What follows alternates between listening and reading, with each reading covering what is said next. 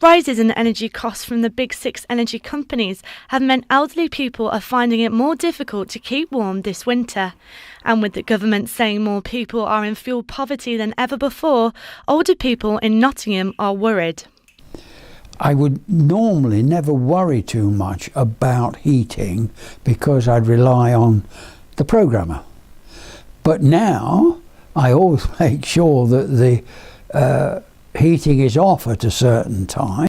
Elderly people are now having to find ways to cut back in order to survive. At one time I'd have my heating on, if I was in the house, all day until it was time to go to bed. I'm finding now that I'm thinking much more and more about putting the heat on and whether I can afford it, whereas in the past that's not been a problem.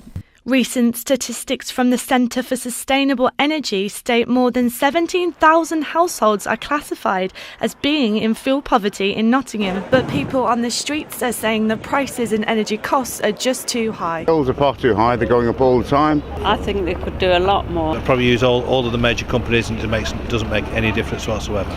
Nottingham Energy Partnership are a non-profit organisation providing advice and projects to help elderly people understand how to lower the cost of their bills.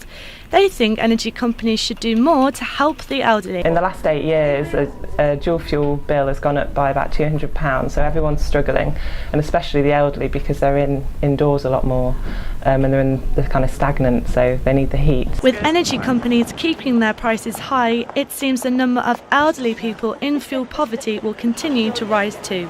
Anna Farley, CBJ News, Nottingham.